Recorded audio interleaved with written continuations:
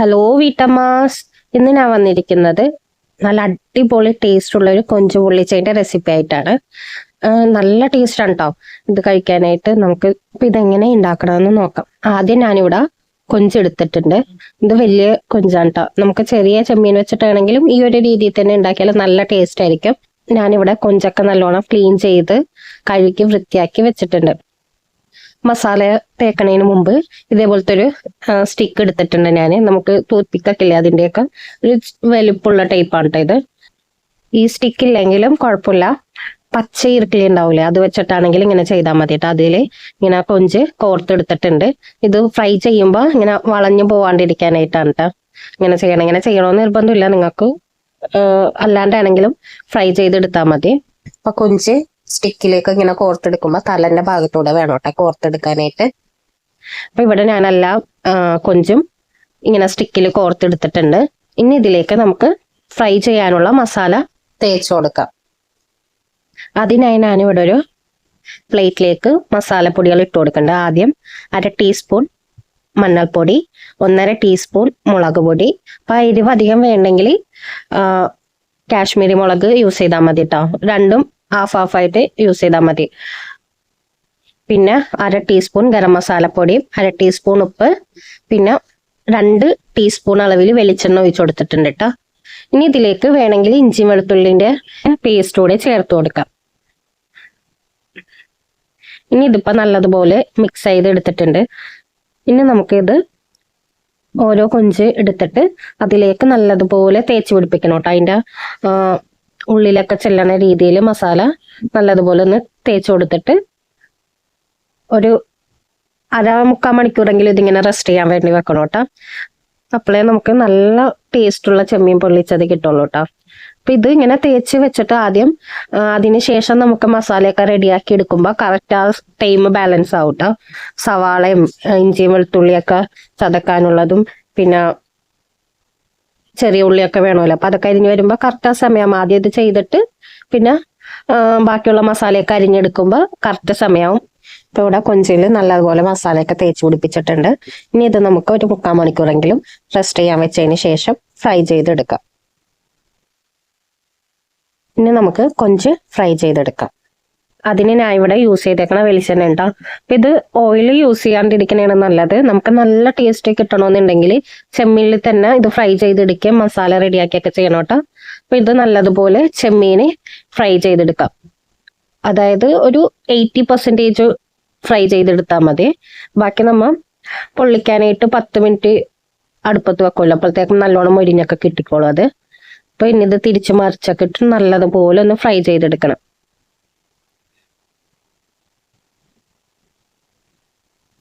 അപ്പൊ ഇതിവിടെ ഫ്രൈ ആയിട്ടുണ്ട് കണ്ടോ.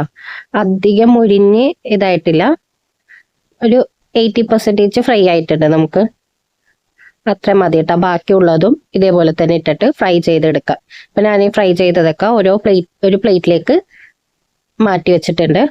ഇനി ഇതിൽ തന്നെയാണ് കേട്ടോ നമ്മൾ സവാളയൊക്കെ വഴറ്റിയെടുക്കണത്. ഇപ്പൊ ഞാൻ ഇവിടെ യൂസ് ചെയ്തേക്കണ 2 വലിയ സവാള കേട്ടോ, അത് നേരിയതായിട്ട് അരിഞ്ഞിട്ടാണ്. ഇനി ഇതിലേക്ക് ഒരു 1/2 കപ്പ് അളവിൽ ചെറിയ ഉള്ളിയും ചേർത്ത് കൊടുത്തിട്ടുണ്ട്.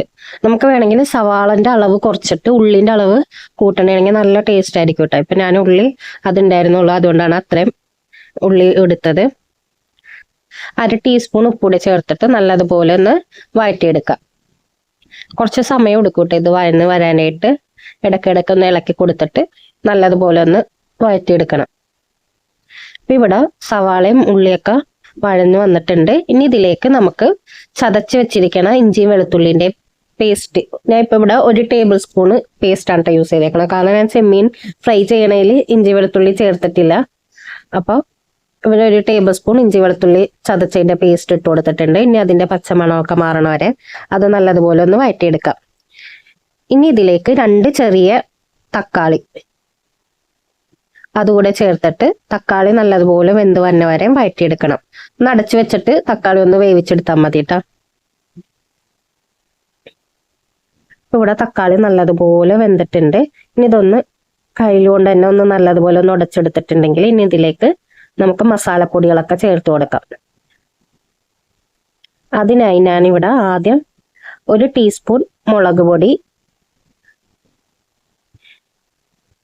1/4 ടീസ്പൂൺ കുരുമുളക്, 1/2 ടീസ്പൂൺ ഗരം മസാലപ്പൊടി, 1/4 ടീസ്പൂൺ മഞ്ഞൾപ്പൊടിയും കൂടി ചേർത്തിട്ട് മസാലന്റെ പച്ചമണമൊക്കെ മാറണ വരെ നല്ലതുപോലെ ഒന്ന് വഴറ്റിയെടുത്തിട്ടുണ്ട് കേട്ടോ.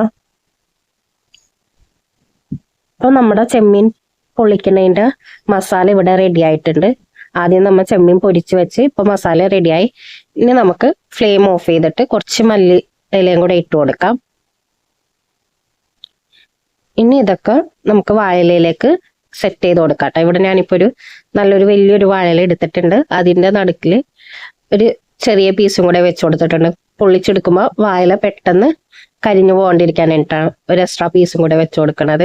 ഇനി മസാല വാഴയിലേക്ക് കുറച്ച് ഹാഫ് മസാല ഇട്ടിട്ട് ഒന്ന് സ്പ്രെഡ് ചെയ്ത് കൊടുക്കാം. ഇനി അതിന്റെ മുകളിലേക്ക് ചെമ്മീൻ ഓരോന്നായിട്ട്, ഞാൻ ഇവിടെ സെപ്പറേറ്റ് ആയിട്ട് ചെയ്യണില്ല കേട്ടോ, എല്ലാം കൂടെ ഒരുമിച്ചാണ് ചെയ്യണത്. അത് ഓരോന്നായി നിരത്തി വെച്ച് കൊടുക്കട്ടെ മസാലയിലേക്ക്. ഇനി ബാക്കി വന്ന മസാല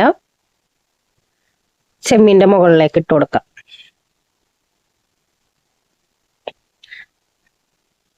ഇനി ഇതിന് ഒന്ന് ഗാർണിഷ് ചെയ്യാനായിട്ട് കുറച്ച് കറിവേപ്പിലന്റെ, നല്ലോണം കഴുകി വൃത്തിയാക്കിയ കറിവേപ്പിലന്റെ തണ്ടാണ് ഇത്. ഇനി സവാള റൗണ്ടിൽ കട്ട് ചെയ്തത്, വേണമെങ്കിൽ കുറച്ച് കശുവണ്ടി നല്ല ടേസ്റ്റ് ആയിരിക്കും കേട്ടോ. ഒന്ന് ഫ്രൈ ചെയ്തിട്ട് ഇട്ട് കൊടുക്കണമെങ്കിൽ കുറച്ചും കൂടെ നല്ല ടേസ്റ്റ് ആയിട്ടുണ്ടാവും. ഇപ്പൊ ഞാൻ അങ്ങനെ തന്നെ ഉണ്ടായി, ഫ്രൈ ചെയ്യാണ്ടാണ് ഇട്ട് കൊടുത്തത്. ഇനി റൗണ്ടിൽ കട്ട് ചെയ്ത തക്കാളിയൊക്കെ കൂടെ വെച്ചിട്ട് നമുക്കിതൊന്ന് കവർ ചെയ്ത് കൊടുക്കാം. ഇപ്പൊ ഞാൻ 2 പീസ് വാഴയിലയും കൂടെ വെച്ച് കൊടുത്തിട്ടുണ്ട് കേട്ടോ. നമ്മൾ തിരിച്ചു മറിച്ചൊക്കെ ഇട്ട് പൊള്ളിച്ചെടുക്കണ്ടല്ലോ. അപ്പൊ പെട്ടെന്ന് വാഴയില കരിയുമ്പോൾ മസാല കരിയാണ്ടിരിക്കാനായിട്ട് അങ്ങനെ ചെയ്തത്. ഇനി ഇതൊന്ന് കെട്ടി കൊടുക്കണം. ഫോൾഡ് ചെയ്തിട്ടുണ്ട്, നല്ലപോലെ ഒന്ന് കെട്ടി കൊടുക്കണം കേട്ടോ. ഇപ്പൊ വാഴയില ഇത് ഞാനിവിടെ നല്ലതുപോലെ കെട്ടിയൊക്കെ വെച്ചിട്ടുണ്ട്. ഇത് വലിയ പൊതിയായതുകൊണ്ട് ഞാൻ ദോശക്കല്ല് വെച്ചിട്ടാണ് കേട്ടോ ഫ്രൈ ചെയ്തെടുത്തത്, പൊള്ളിച്ചെടുത്തത്. അത് ദോശക്കല്ലിൽ കുറച്ച് വെളിച്ചെണ്ണ ഒഴിച്ചിട്ട് അതിന്റെ മുകളിലേക്ക് 5 മിനിറ്റ് ഒരു സൈഡും പിന്നെ മറിച്ചിട്ട് 5 മിനിറ്റ്, അങ്ങനെ 10 മിനിറ്റ് ഇത് പൊള്ളിച്ചെടുത്തിട്ടുണ്ട് കേട്ടോ. അപ്പം ദോശക്കല്ലിൽ വെക്കണേക്കാട്ടി നല്ലത് ഒരു ഉരുളിയിൽ, വലിയ ഉരുളി ഉണ്ടെങ്കിൽ അതിൽ കുറച്ച് വെളിച്ചെണ്ണ ഒഴിച്ചിട്ട് അതിൽ പൊള്ളിച്ചെടുക്കണേ കേട്ടോ നല്ലത്. ഇതും വലിയ പൊതി ആയതുകൊണ്ടാണ് ഞാനിങ്ങനെ ദോശക്കല്ലിൽ വെച്ചിട്ട് ഇതാക്കിയെടുത്തത്. അപ്പൊ കൊഞ്ച് പൊള്ളിച്ചത് ഇവിടെ റെഡി ആയിട്ടുണ്ട്. ഇനി നമുക്കിതൊന്ന് തുറന്ന് നോക്കാട്ടോ. നല്ല ടേസ്റ്റ് ആണ് കേട്ടോ ഈ കൊഞ്ച് പൊള്ളിച്ചതിന്. അത് തുറക്കുമ്പോൾ തന്നെ നല്ല സ്മെല്ലാണ് വന്നത്. അപ്പൊ ഇതെല്ലാവരും ട്രൈ ചെയ്ത് നോക്കണം. നല്ല ടേസ്റ്റ് ഉള്ള ഒരു റെസിപ്പിയാണ്. അപ്പൊ എല്ലാവർക്കും റെസിപ്പി ഇഷ്ടപ്പെട്ടാൽ എൻ്റെ ചാനൽ സബ്സ്ക്രൈബ് ചെയ്യാനും അഭിപ്രായം കമന്റ് ചെയ്യാനും ലൈക്ക് ചെയ്യാനും ഷെയർ ചെയ്യാനും മറക്കരുത്. മറ്റൊരു നല്ലൊരു റെസിപ്പി ആയിട്ട്